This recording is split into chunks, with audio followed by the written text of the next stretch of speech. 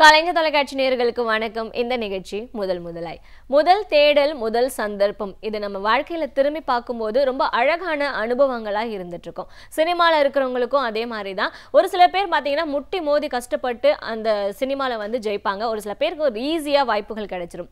ஆனா அந்த சினிமா டிராவல்ன்றது ஒவ்வொரு நாளும் ஒவ்வொரு விஷயத்தையும் நமக்கு கற்றுக் கொடுக்கும் அப்படின்னு சொல்லலாம். ஸோ இன்னைக்கு நம்ம மீட் பண்ண போற ஹீரோ யாருன்னு பார்த்தீங்கன்னா விவேக் பிரசன்னா உங்க எல்லாருக்குமே பிடித்த ஒரு நபர் அப்படின்னு சொல்லலாம். ஸோ வில்லனாவும் பார்த்துருக்கோம், காமெடியனாவும் பார்த்துருக்கோம். அந்த அளவுக்கு ஒரு ஃபென்டாஸ்டிக்கான ஒரு ஆக்டரும் கூட. அவர்கிட்ட நிறைய விஷயங்கள் அவரை பற்றி கேட்டு தெரிஞ்சுக்கலாம். வணக்கம். வணக்கம். ஸோ விவேக் பிரசன்னா வந்து வில்லனாவும் பார்த்தாச்சு, காமெடியனாவும் பார்த்தாச்சு. ஸோ நிறைய டேலண்ட்ஸ் வந்து உள்ளுக்குள்ளே இருக்குது. ஸோ இவ்வளோ டேலண்ட்ஸ் வச்சுட்டு சினிமா அப்படின்ற ஒரு விஷயத்துக்குள்ளே உங்களுக்கு வரணும்னு எப்போ தோணுச்சு? சொந்த ஊர் சேலம். ஓகே. ஸ்கூலிங் வரைக்கும் அங்கே தான். ஸோ +2 முடிச்சுட்டு எனக்கு என்னென்னா ரெகுலர் ஜாப் மேலே பெருசாக ஈடுபாடு இல்லை. சொல்லப்போனால் சோம்பேறி. அதனால் ரெகுலர் ஜாபில் பெருசாக போகணும் அப்படின்னு விருப்பம் இல்லை. ஸோ மீடியா ரிலேட்டடாக ஏதாச்சும் ஒரு ஜாப் பண்ணலாம், இதெல்லாம் ஐடியாஸ் தான். அப்போது அந்த ஏஜில் எனக்கு இருந்த ஐடியாஸ். ஸோ ஜேர்னலிஸ்ட் ஸ்கூலிங் முடிச்சுட்டு ஓகே என்ன வேலைக்கு போகலாம், இல்லை என்ன ஜாப் படித்தா எந்த மாதிரி ரிலேட்டடாக ஒர்க் பண்ணலாம் அப்படிங்கிற கொஸ்டினிங்லாம் இருக்கும்ல. ஸோ அதெல்லாம் இருந்தப்போ விஸ்காம் அப்படிங்கிற கோர்ஸ் எனக்கு அப்போ தான் தெரிய வந்தது. எனக்கு ஊர்லேருந்து வரைக்கும் கூட தெரியாது. விஸ்காம் வந்து நான் சென்னையில் தான் பண்ணேன், சென்ட் தாமஸ் காலேஜில். ஸோ இது மீடியா ரிலேட்டடாக ஜேர்னலிசம் ஆகலாம், இல்லை ஏதோ ஒரு டிவி ப்ரோக்ராம், டிவியில் ஒர்க் பண்ணலாம், டிவி சேனல்ஸில் ஒர்க் பண்ணலாம், இந்த ஐடியாவில் தான் நான் அந்த கோர்ஸை எடுத்தேன். பட் அந்த கோர்ஸ் படித்தா என்னென்னலாம் ஆக முடியுங்கிற ஐடியாலாம் அப்போ எனக்கு இல்லை. ஸோ அப்போ படிச்சுட்டு இருக்கிறப்போ ஸோ கோர்ஸாக பண்ணுறப்ப தான் தெரிஞ்சுது, ஓகே மீடியா ஸ்டடீஸுங்கிறது ஒரு பெரிய ஒரு பிளாட்ஃபார்ம். அதில் நிறைய டிபார்ட்மெண்ட் இருக்குது. மூவி ரிலேட்டடாக இருக்குது, ஃபீச்சர் ஃபிலிம் ரிலேட்டடாக இருக்குது, அப்பார்ட் ஃப்ரம் மூவிஸ் சேனல்ஸில் ஆட் ஃபிலிம் மேக்கிங், இந்த மாதிரி நிறைய டிபார்ட்மெண்ட் அதில் இருக்குது. இதில் எது ஸ்பெசிஃபிக்காக பண்ணலாம் அப்படின்னு யோசிச்சப்போ எனக்கு விஷுவல்ஸ் கொஞ்சம் பிடிக்கும். ஜென்ரலாக படிக்கிறதோட ஏதாச்சும் பார்த்து ரசிக்கிறப்போ நம்மளுக்கே ஒரு நிதானமாக இருக்கும்ல மைண்டு. அந்த மாதிரி இருக்கிறப்போ விஷுவல்ஸ் பிடிச்சிருந்தது. ஸோ சினிமோட்டோகிராஃபி போகலாம் அப்படின்னு, அதுவும் ரேண்டமான ஒரு தாட் தான். சினிமோட்டோகிராஃபியில் என்னென்ன இருக்குது, என்ன பண்ண போகிறோம், எப்படி ஷூட் பண்ணுவாங்க, எப்படி ஒர்க் பண்ணுவாங்க அப்படிங்கிற ஐடியா கூட எனக்கு கிடையாது எனக்கு. ஆனால் அது விஷுவல் பிடிச்சதுனால எனக்கு ஓகே சினிமோட்டோகிராஃபி போகலான்னு, அதுவும் ரேண்டமாக சூஸ் பண்ண ஒரு ஐடியா தான். சூஸ் பண்ணிட்டு விஸ்காம் முடிச்சுட்டு சித்தார்த் சார்கிட்ட, சினிமோட்டோகிராஃபர் சித்தார்த் சார்கிட்ட ஒர்க் பண்ண ஆரம்பிச்சேன், அசிஸ்டன்ட் சினிமோட்டோகிராஃபராக. அரவான், தேனிகைனா ரெடி, ஜேகே நண்பன் வாழ்க்கை, சேரன் சார் படம். ஸோ ஒரு 3.5 years அவர்கிட்ட நான் ஒர்க் பண்ணேன்.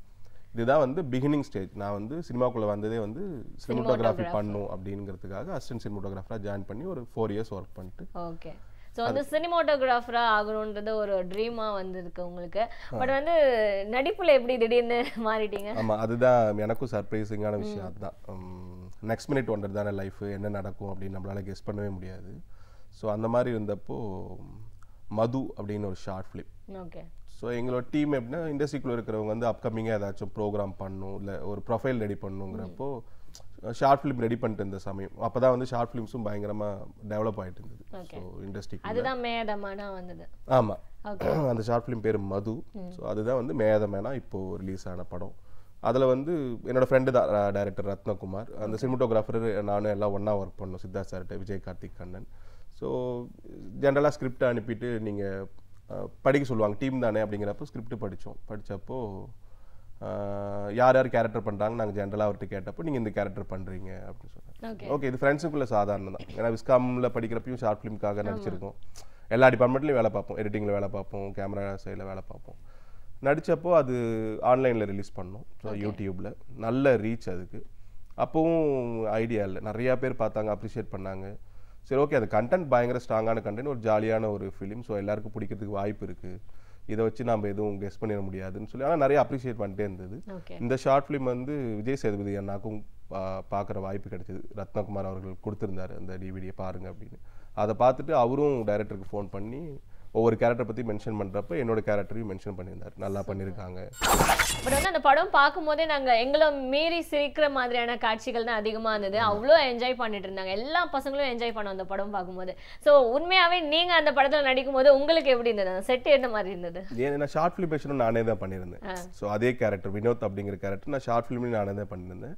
ஒரு 3 வருஷத்துக்கு அப்புறம் மறுபடியும் எனக்கும் என்னோட உருவத்தில் சேஞ்ச் ஆகிருந்தேன். ஒரு 3 வருஷத்துக்கு முன்னாடி கொஞ்சம் பண்ணின படம் கேரக்டராக அதே தான். ரத்னாட்டுக்கிற பெரிய ப்ளஸ் பாயிண்ட் அவரோட ரைட்டிங் ஸ்கில், ரொம்ப ஹேண்ட்லிங் பண்ணுற விதம், சீன் கோரியோகிராஃபி அவர் ரொம்ப பிரில்லியண்ட்டாக பண்ணுவார். ஒரு 6-7 பேர் இருக்காங்கன்னா 6-7 பேருக்குமான ரியாக்ஷன் எப்படி இருக்கணும் அந்த சீனோட பேஸ் எப்படி இருக்கும் அப்படிங்கிறது ரொம்ப தெளிவாக இருப்பார். ஆர்டிஸ்ட்டை வந்து ஆக்ட் பண்ண வச்சுட்டு அதுலேருந்து ரியாக்ஷன் வாங்கி அதில் என்னென்னலாம் வேணும் வேணாங்கிறது அவர் ஈஸியாக வந்து ஃபைன் டியூன் பண்ணக்கூடிய ஆள். டயலாக்லேயே ஒரு ஃபன் இருக்கும். அந்த டயலாக்கே ப்ரெசன்டேஷனுக்கு ஒழுங்காக பண்ணிட்டா போதும், சிரிப்பு வந்துடும். ஜென்ரலாகவே வந்து காமெடி அப்படி தான் டைமிங்கில் இருக்கும்ல, அதே மாதிரி தான் அந்த படமும்.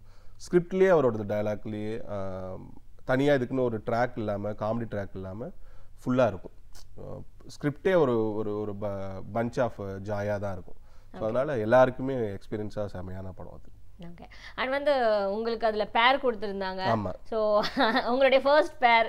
ஸோ கொஞ்சம் எல்லாருக்கும் ஒரு தயக்கம் இருந்திருக்கும். ஸோ உங்களுக்கு எப்படி இருந்தது? தயக்கம்லாம் இருந்ததா? நான் அதெல்லாம் அசால்ட்டா பண்ணிடுவேன் இப்போ பாரு அப்படின்னு. அதுக்கு முன்னாடி வரைக்குமே கத்தி தூக்கிட்டு ஹீரோட்ட அடி வாங்கிட்டு தான் சுத்திட்டு இருந்தோம், வில்லத்தனமா சுத்திட்டு இருந்தோம். ஃபர்ஸ்ட் டைம் பேருங்கிறப்போ நான் ரத்னாட்ட கேட்டேன், ரத்னா செட் ஆகுமா அப்படின்னு கேட்டேன்.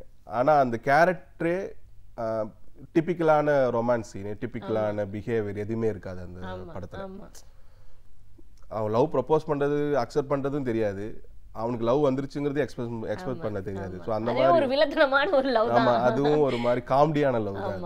ஸோ அதுதான் ப்ளஸ் பாயிண்ட். ஸோ அதனால இன்னும் ஈஸியா இருந்தது. அது ஒரு டேக் போனப்போ எனக்கு வந்து ரியல் ப்ராப்பர் ரொமான்ஸ்லாம் வேணாம். வினோத் கேரக்டர் எப்படி ஒரு பொண்ணு ஃபர்ஸ்ட், ஏன்னா அவனுக்கு வந்து ஃப்ரெண்டோட தங்கச்சி, ஃப்ரெண்டோட குடும்பம், இப்படியே வந்து ரொம்ப அட்டாச்மெண்ட்டாக இருந்த ஒருத்தன். திடீர்னுக்கு அவன் சின்ன வயசுலேருந்து பார்த்த ஒரு பொண்ணு வந்து எப்படி ஃபேஸ் பண்ணணும்னு கூட தெரியாத ரியாக்ஷன் தான் வேணும் அந்த கதைக்கு, அந்த படத்துக்கு.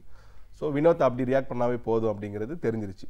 ஸோ அதனால என்ன கிணத்தனமாக சிரிச்சாலும் இல்லை என்ன பண்ணாலும் வந்து அது ஆடியன்ஸுக்கு வந்து ரொமான்ஸாக தான் இருக்கும், ரொம்ப க்யூட்டான ரொமான்ஸாக தான் போய் சேரும். ஸோ அப்படிதான் இருந்தது. ஓகே. அந்த படத்துல இருந்து ஒரு ஃபேவரட் டயலாக் சம்திங் எங்களுக்காக ப்ளீஸ். ஃபேவரட் டயலாக், ஒரு பொண்ணு கண்ணை பார்த்தேன் காது பார்த்தேன்னு சும்மா ட்ராமா மாதிரி வந்து பேச தெரியாது, ஒரே ஒரு வார்த்தையில் அந்த பொண்ணுக்கு புரிய வைக்க தெரியாதா அப்படின்னு அந்த பொண்ணு கேட்டதுக்கு அப்புறம் ஒரே ஒரு வார்த்தையா பொண்டாட்டி அப்படின்னு எக்ஸ்பெக்ட் பண்ணுறேன். அந்த இடம் நல்லா இருக்கு. ஸோ வந்து அதுக்கப்புறம் அந்த 2017லயே பார்த்தீங்கன்னா ஒரு 3 மூவிஸ் உங்களுக்கு ரிலீஸ் ஆயிருந்தது. வேலைக்காரன். ஆமாம், 2017 எனக்கு ரொம்ப ஸ்பெஷலான வருஷம். விக்ரம் வேதா, வேலைக்காரன், பீச்சாங்கை ரிலீஸ் ஆனது, மேயாதமான், மாநகரம். ஸோ இது எல்லாமே வந்து 2017 ஒரு பெஸ்டான ஒரு இயரா. ஆமா, எல்லாமே நல்ல ஹிட்டான ப்ராஜெக்ட்ஸ். எல்லா ப்ராஜெக்ட்லையும் நான் இருந்திருக்கேன் அப்படிங்கிறது எனக்கு ரொம்ப சந்தோஷம். இந்த வாய்ப்பு அவங்க கொடுத்தது தான் எனக்கு ரொம்ப பெரிய விஷயம். அண்ட் வேலைக்காரன் படத்துல பிரகாஷ் ராஜ் சார் கூட ஒரு வில்லத்தனமான கேரக்டர், மறுபடியும் ஒரு லீட்ல இருந்து ஒரு வில்லனா மாறுனீங்க. அது எப்படி இருந்தது உங்களுக்கு? இல்லை, எனக்கு கேரக்டர் டியூரேஷனோ இல்லை கேரக்டரோட ஸ்ட்ரக்சரோலாம் நான் பெருசாக யோசிக்க மாட்டேன். ஏன்னா ஆடியன்ஸுக்கு வந்து எப்பவுமே ஒரு ஆக்டர்ஸ் வந்து இருந்துகிட்டே இருக்கணும், பார்த்துட்டே இருக்கணும். அது எந்த ஒரு பிளாட்ஃபார்மாக இருந்தாலும் ஓகே. ஏன்னா மேதமானில் வினோத் அக்செப்ட் பண்ண மாதிரி, சேதுபதியில் மதிவாணன் அக்செப்ட் பண்ண மாதிரி, விக்ரம் வேதாவில் ரவி அக்செப்ட் பண்ண மாதிரி அந்த கேரக்டர்ஸுக்கான டியூரேஷன், அதுக்கான அழகு வந்து அந்த ஸ்கிரிப்டில் இருக்கும். ஸோ அதனால் இந்த கேரக்டர் பண்ணால் நம்மளுக்கு வந்து இதுக்கு முன்னே பண்ண ஒரு சப்போர்ட்டிங் லீடான இது வாய்ப்பு கிடைக்காம போயிடும் அப்படிங்கிறதுலாம் ஒன்றும் இல்லை. ஸோ எனக்கு என்னென்னா டில் மேயாதமான் வரைக்குமே என்னோட உருவம் தெரியலங்கிற வருத்தம் எனக்கு இருந்தது. என்னோட ஒரிஜினலான முகம் எது எனக்கு, ஏன்னா மேயாதமான் இது சேதுபதியெல்லாம் முடிச்சுட்டு எனக்கு வாய்ப்பே வரல, ரொம்ப நாள் வரல. ஏன்னா என்னோட ஏஜ் அதான் நினச்சிட்டு இருந்திருக்காங்க எல்லாரும். நான் ஆஃபீஸ் போனப்போ என்ன சார் டயட்ஸிங்களான்னு என்கிட்ட கேட்டாங்க. இல்லைங்க, இதுதான் ஒரிஜினல் கெட்டப்னு சொல்லி. ஸோ அதுக்கப்புறம் மேயாதமான் வந்ததுக்கப்புறம் ஓகே இவர் வந்து இந்த மாதிரி கெட்டப் பண்ணிட்டு இருக்காரு அப்படின்னு தெரிய ஆரம்பிச்சதுக்கப்புறம் இந்த பயம் போயிடுச்சு எனக்கு. ஸோ அதுக்கப்புறம் நெகட்டிவ் பண்ணாலும் சரி இல்லை எந்த கேரக்டர் இருந்தாலும் அவங்களுக்கு ஸ்கிரிப்ட்ல வந்து இவர் பாசிட்டிவா வச்சுக்கலாம் நெகட்டிவா வச்சுக்கலாம்னு டைரக்டர்ஸ் முடிவு பண்றாங்க. இந்த மேயாதமான் அந்த படத்துக்கு அப்புறம் வந்து உங்களுக்கு விக்ரம் வேதா ஒரு பெரிய ஒரு நல்ல படமா கிடைச்சது. ஸோ அதுல வந்து அதுலயும் ஒரு வில்லனான ஒரு கேரக்டர் மெயின் வில்லனா பண்ணியிருந்தீங்க. பட் வந்து ரொம்ப என்ன சொல்றது, ஒரு டிஃபிகல்ட்டான ஒரு விஷயமா இருந்தது. அது பார்க்கும்போது ஒரு பயம் இருந்தது. உங்களுக்கு பார்க்கும்போது என்ன மாதிரி ஒரு வில்லனா இருக்கானே என்ற ஒரு ஃபீல் வந்து எங்களுக்கு கொடுத்துருந்தீங்க அப்படின்னு சொல்லலாம். ஸோ அந்த படம் எக்ஸ்பீரியன்ஸ் எப்படி இருந்தது? விஜய் சேதுபதி கூட செகண்ட் மூவி அது என்னன்னா, சேதுபதி முடிச்சிட்டேன், அடுத்தடுத்து சின்ன சின்னதாக பீச்சாங்கை படம்லாம் நடிச்சிட்டு இருக்கேன். விஜய் சேதுபதி நான் ரெஃபர் பண்ணி தான் எனக்கு விக்ரம் வேதா கிடைச்சிது. ஸோ திடீர்னு ஒரு நாள் வந்து விக்ரம் வேதா டைரக்டர் புஷ்கர் சார் எனக்கு காயத்ரி மேம் நம்பர் அனுப்பி போய் பார்க்க சொன்னார். அவங்க என்னோட ஷார்ட் ஃபிலிம்ஸ் பார்த்துருக்காங்க. ஸோ சேதுபதி படமும் பார்த்துருக்காங்க. அவங்களுக்கு இந்த கலர்ஃபுல்லான லுக்கு கேரக்டரைசேஷன் பண்ணுறதுல அவங்களுக்கு ரொம்ப விருப்பம். ஏன்னா அவங்களோட ப்ரீவியஸ் ப்ராஜெக்ட் நீங்கள் பார்த்தீங்கன்னாவே வாக் வாட்டர் கட்டிங், ஓரம் போய் இது எல்லாமே கலர்ஃபுல்லான ஒரு ஜானராக இருக்கும், காஸ்டியூமில் வித்தியாசமாகவே இருக்கும். ஸோ அவங்களுக்கு மதிவானன் கேரக்டர் ரொம்ப பிடிச்சிருந்தது. நேரில் போனப்போ எனக்கு நரேட் பண்ண ஆரம்பிச்சாங்க, ஸ்கிரிப்ட் நரேட் பண்ண எனக்கு சந்தோஷமாக இருந்தது. ஃபர்ஸ்ட் டைம் மீட் பண்ணுறேன், நம்ம சும்மா பார்க்கலாம் அப்படின்னு எந்த வார்த்தையும் இல்லாமல் one of the genuine and one of the sweetest persons அவங்க ரெண்டு பேருமே. ஸ்கிரிப்ட் நரேட் பண்ணுறாங்க, கேரக்டர் சொல்கிறாங்க, கேரக்டருக்கான ஸ்கிரிப்ட் அந்த ரவி கேரக்டருக்கான எல்லா டீட்டெயிலும் எனக்கு அப்பவே தராங்க கையில். ஸோ இந்த மாதிரிலாம் யாரும் தர மாட்டாங்க அவ்வளோ சீக்கிரத்தில். உங்களுக்கு ஃபிக்ஸ் பண்ணிட்டு தான் உங்களுக்கு கூப்பிட்டே இருக்காங்க. எனக்கே அது தெரியாது, எனக்கே அது சர்ப்ரைஸாக இருந்தது. நான் கமிட் ஆகிட்டேன்னா என்னை லாக் பண்ணிட்டாங்களா, எதுக்கு என்கிட்ட ஸ்கிரிப்ட்லாம் கொடுக்குறாங்க. ஏன்னா அன்னைக்கே வந்து லுக் டெஸ்ட்லாம் பண்ணாங்க. ஒரு 3 கெட்டப் இருக்கும் படத்தில்.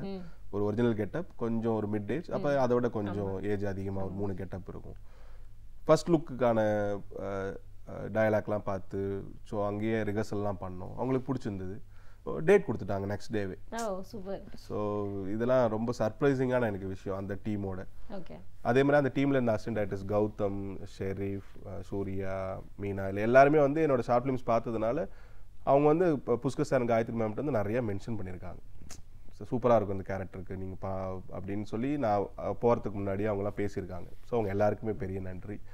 சேதன்னாக்கு ஆப்வியஸ்லி அவர் தான் இந்த வாய்ப்பு கொடுத்தாரு. And Pushkar sir, Gayathri ma'am, why not எல்லாருக்குமே பெரிய நன்றி. ஓகே. பட் வந்து அங்கே நடந்த ஒரு இன்ட்ரெஸ்டிங்கான ஒரு விஷயமோ இல்லை வந்து நீங்கள் அந்த படத்தில் ஒரு நடித்த ஒரு வில்லத்தனமான ஒரு டைலாகோ எங்களுக்காக ஒரு ரொமான்ஸான ஒரு டைலாக் சொல்லி காட்டிட்டீங்க. ஆமாம், விக்ரமேதாவில் வந்து கிளைமேக்ஸ் சீன் ஒன்று இருக்குது. ஓகே. கிளைமேக்ஸ் சீனில் நான், மேடி சார் அண்ட் விஜய் சேதுபதி அண்ணா 3 பேர் தான் இருப்போம் அந்த ஃப்ரேமில். ஸோ மேடி சார் வந்து சேதனாட்ட எக்ஸ்பிளைன் பண்ணிகிட்டு இருப்பார், கேட்டுட்ருப்பார். விஜய் சேதுபதி தான் காரணம் அப்படின்னு சொல்லி ஏதோ ஒன்று சொல்லிட்டு இருப்பார். அப்போ நான் பின்னாடி என்னை கட்டி போட்டுருக்கிறப்போ, வேதா நீ காரணம் இல்லை, சின்ன வயசுலேருந்து சில விஷயத்துக்கு ஏங்குவோம், கஷ்டப்பட்டிருப்போம், அதற்கான எல்லா தகுதியும் நமக்கு இருக்கும். அப்படி அது நம்ம கைக்கு கிடைக்கணும்னு இருக்கும்போது எங்கிருந்தோ வந்த நாய் அதை கவ்விட்டு போகிறது மட்டும் இல்லாமல் அந்த நாய்க்கு கீழேயே வேலை செய்கிற நிலைமை வந்தால் எப்படி இருக்கும். அதான் போட்டு தள்ளு முடிவு பண்ண சொதப்பிடுச்சு. என்ன இப்போ நான் முதல்ல போகிறேன், அடுத்து நீ வருவ அப்படின்னு சொல்லுவேன். ஸோ இந்த டயலாக் தான் ரவி கேரக்டர். ஸோ உடம்பாலையும் மனசாலையும் பலம் இல்லாத ஒருத்தன், தனக்கு கீழே வேற இடத்துல வேலை பார்த்துருந்த ஒருத்தன் தன்னோட இடத்த பறிச்சுட்டான். அந்த இடத்த அவனால் பிடிக்க முடியல, ஆனால் அவனுக்கு கீழே வேலை செய்கிற நிலைமைக்கு வரான். ஸோ பழிவாங்க வரான், அவனால் டைரெக்டாக எதிர்க்க முடியல. ஸோ ஒரு நரி குணத்தோட மூவ் பண்ணுறான். இதுதான் இந்த 4-5 வரியில் இருக்கும். ஸோ அந்த இடம் எனக்கு ரொம்ப பிடிச்ச இடம். ஏன்னா அது வரைக்குமே வந்து டைரெக்டாக எந்த ஒரு பஞ்சுமே எனக்கும் சேதனாக்கோ மேடி சாருக்கோ இருக்கு. இப்போ இவ்வளோ கேரக்டர்ஸ் வந்து நீங்கள் பண்ணிட்டு இருக்கீங்க, ஒரு கேரக்டர் ஆர்டிஸ்டாகவும் வந்திருக்கீங்க, லீடாகவும் பண்ணுறீங்க. ஸோ எல்லா விஷயங்களும் நீங்கள் கலந்து பண்ணிட்டு இருக்கீங்க. பட் இருந்தாலும் வந்து உங்களுக்குள்ள இருக்கிற ஒரு ட்ரீம் ரோல் சம்வாட் எனக்கு இந்த மாதிரியான ஒரு கேரக்டர் பண்ணும், இது இன்னும் நான் மிஸ் பண்றேன். Sorry, intellectual psycho character. Psycho ரொம்ப நாள் ஆசை எனக்கு. ஓகே. என்ன ஒரு உதாரணமா சொல்லணும்னா எந்த படம் சொல்லலாம், எந்த ஒரு ஆர்டிஸ்டோட இது நீங்க ரொம்ப விரும்பி பார்த்தது அந்த மாதிரி? சைலன்ஸ் ஆஃப் த லேம்ப்ஸ்ல ஒரு கேரக்டர் ஒன்று இருக்கும். ஓகே. ஸோ அந்த படத்துல ஒரு கேரக்டர் இருக்கும். சைக்கோக்குன்னு படமா சொல்லிடலாம். பட் என்னோட விருப்பம் வந்து படத்துக்கான ரெஃபரன்ஸ்லேருந்து நான் எடுக்கல, ஜென்ரலாக தான் இருப்பாங்க. சைக்கோனா they are not much worse fellows from them, அப்படி கிடையாது. அவங்களுக்கு நிறைய முகங்கள் இருக்கும். அந்த எல்லா முகங்களையும் அவங்க ரியல் லைஃப்ல ரசிப்பாங்க. நாம் வந்து ஜென்ரலாக ஒரு முகம் இருக்கும், நாம் ரெகுலராக வீட்டுக்கு போவோம், வேலைக்கு போவோம், கோவம் தான் கோவத்தை காட்டுவோம். பட் அவங்க கோவம் காட்டினா கோவத்துக்குள்ளே இன்டெப்த் இருக்கும், சந்தோஷம் காட்டினா ஒரு இன்டெப்த் இருக்கும், சோகமாக இருந்தாங்கன்னா அதில் ஒரு இன்டெப்த் இருக்கும். ஸோ அது எல்லாமே வந்து ஒரே ஒரு உருவத்தை வச்சுக்கிட்டு உள்ளே இருக்கிற மனசு வந்து 1000 மனசாக இருக்கும், 1000 உருவமாக இருக்கும். ஸோ இந்த மாதிரி பிரதிபலிக்கிறதுக்கான இடம் வந்து நிறையா இருக்கும் அவங்க லைஃப்பில். அதை அவங்க கிரியேட் பண்ணுவாங்க. தே create their own life, own world. அவங்க அந்த உலகத்தை விட்டு வெளியே வர மாட்டாங்க. வெளியேந்து பார்க்குறவங்களுக்கு அது பயமான ஒரு விஷயமா இருக்கும். இவங்க சைக்கோனா என்ன பண்ணுவான், மோசமான ஆளுன்னா இது ஒரு உளவியல் சம்மந்தப்பட்ட ஒரு பாதிப்பு, அது ஒரு நோய். ஸோ அந்த மாதிரி ஒரு பேஷண்டான ஒரு பேஷண்ட், ஒரு சைக்கோ பேஷண்ட், ஒரு இன்டெலெக்சுவல், அவனால் என்ன பண்ண முடியும் படத்தில் மட்டும்தான். மாநகரம் டைரக்டர் ரொம்ப காம்ப்ளிகேட்டடான சூழலை ஒரு சிம்பிள் பிளாட்டில் எல்லாருக்கும் புரியக்கூடிய வகையில் ப்ரெசென்ட் பண்ணுறதுல ரொம்ப கெட்டிக்காரரான ஒருத்தர். மாநகரம் படம் மூலமாக அது நம்மளுக்கு எல்லாரும் தெரியும். அவரோட ஷார்ட் ஃபிலிம் நான் பார்த்துருக்கேன். ஸோ எனக்கு அதுக்கு முன்னாடியே தெரியும் லோகேஷ் அவர்களை. எஸ்யூ அருண்குமார் 23 வயசில் பண்ணையாரம் பத்மினியும் பண்ணார். ஸோ அப்படி ஒரு 60-65 வயசுக்கு உண்டான அழகான காதலையும் அன்பையும் வெளிப்படுத்துறதுக்கு அந்த பக்குவம் வந்து எப்படி அவர்கிட்ட கிடைச்சதுன்னு எனக்கு தெரியாது. நீங்கள் என்ன ஆக்ஷன் த்ரில்லர் படம் அவர் எடுத்தாலும், சேதுபதி ஆக்ஷன் படமாக இருந்தால் கூட, ஒரு போலீஸில் பற்றின படமாக இருந்தால் கூட, family attachment and drama and dialogues வந்து அவ்வளோ அழகாக இருக்கும் அவரோட ப்ரெசன்டேஷனில். Pushkar sir and Gayathri ma'am தான் வாழ்கிற இடத்த ரொம்ப ரசிக்கக்கூடிய ஒரு நபர்கள் 2 பேரும். சென்னை அவங்களோட பெரிய பேஸ். அவங்க லவ் பண்ணுவாங்க. அவங்க படிச்சது ஃபாரினாக இருக்கலாம், எங்கே வேணால் போயிட்டு வரலாம். ஆனால் அவங்க எங்கே போனாலும் உடனே வந்து சேரணும் அப்படின்னு நினைக்கிற இடம் சென்னையாக இருக்கும். அந்த சென்னையை எந்த வகையெல்லாம் அவங்களால கலர்ஃபுல்லாக காட்ட முடியும், எத்தனை மாதிரியான கேரக்டர்ஸ் இருக்குது, அது எல்லாத்தையுமே வந்து வெளிப்படுத்தணும் அப்படிங்கிறதுல வந்து ரொம்ப அழகாக பண்ணக்கூடிய ஒரு ஆக்டர்ஸ்லேருந்து எடுத்துப்பாங்க. யார் சொன்னாலும் எடுத்துப்பாங்க. அவங்களுக்கு தேவை அந்த அழகு குறையக்கூடாது. ஸோ அந்த மாதிரி ரத்னகுமார் என்ன சோகமான சீனாக இருந்தாலும் கடைசியாக வந்து ஒரு ஒரு சிரிப்பு வரும். ஒரு சோகம் முடிஞ்சதுக்கப்புறம் ஒரு வீட்டில் ஒரு சந்தோஷம் ஆரம்பிக்கும். ஒரு சோகம் முடிகிறப்போ ஒன்று நடக்கும்ல, அந்த மாதிரி ரைட்டிங்கில் வந்து ஒரு பிஸ்து. அவர் கதைக்குள்ளேயே எல்லாம் இருக்கும், டைலாக்குள்ளேயே எல்லாம் இருக்கும், அந்த கேரக்டருக்குள்ளேயே எல்லாமே இருக்கும். அது வெளிப்படுத்தினா போதும் அப்படிங்கிறதுல, சீன் கோரியோகிராஃபி பண்ணுறதுல, ப்ரெசன்டேஷன் பண்ணுறதுல, ஸ்க்ரீன் பிளேயில், ஸோ இந்த மாதிரி நிறைய விஷயத்தில் கில்லி. கார்த்திக் சுப்பாராஜ் சார் நான் இரவி ஒர்க் பண்ணியிருக்கேன். மாடர்ன் நியூ வே ஃபிலிம் மேக்கர். ஸோ எல்லாருக்குமே எந்த சின்ன பிளாட்டாக இருந்தாலும் அது எப்படி எலாபரேட் பண்ணி ஆடியன்ஸுக்கு பிடிச்ச மாதிரி அவரோட ஃபிலிம் மேக்கிங்கும் அதில் வந்து கொஞ்சம் கூட குறையாமல் டெக்னிக்கலாகவும் அந்த படம் இருக்கும். ஸோ எல்லாருக்கும் வந்து பிரமிக்க வைக்கிற ஒரு ப்ரெசன்டேஷனாக இருக்கும். ஸோ அந்த வகையில் கார்த்திக் சுப்பராஜன் தான். இப்போது நடிச்சிட்டு இருக்கிற வந்து சக்தி சிதம்பரம் சார், நிறைய பேர், கொரில்லா, டான்ஸ் ஆண்டி, ஸோ எல்லாருக்குமே ஒரு யூனிக் டேலண்ட். ஸோ அவங்களுக்கு உண்டான அடையாளத்தோட அப்கமிங் ப்ராஜெக்ட்ஸ், உங்களுடைய அப்கமிங் ப்ராஜெக்ட் மணியார் குடும்பம் ரிலீஸ் ஆகுது. தம்பிராமையானை பற்றி சொல்லணும்ல, அவரோட ஃபிலிம் மேக்கிங்கில் எனக்கு பிடிச்சது அவரோட ரைட்டிங். அவர் பேசிக்கலி ஒரு ரைட்டர். இந்த படத்தில் இசையமைத்து பாடல்கள் எழுதி கதை திரைக்கதை எல்லாமே அவர் தான் பண்ணியிருக்காரு. அதுக்கு அடுத்த படம் வந்து Charlie Chaplin 2 with Prabhudeva master கூட. நான் மாஸ்டரோட பெரிய ரசிகன். அவரோட டான்ஸ் பார்த்து, அவரோட நடிப்பு, அவரோட ரியாக்ஷன், அவர் டக்குன்னு அள வச்சிட முடியும் அவரால், மாஸ்டரால். அந்த அளவுக்கு பயங்கரமான ஒரு எமோஷனலான ஒரு ஆன்ஸ்கிரீன் ப்ரெசன்ஸ் அவர்கிட்ட இருக்கு. அவர்கிட்ட ஒர்க் பண்ணணும்னு ஆசையாக இருந்தது, அந்த வாய்ப்பு கிடைச்சது. அதில் என்ன கேரக்டர் பண்ணுறீங்க?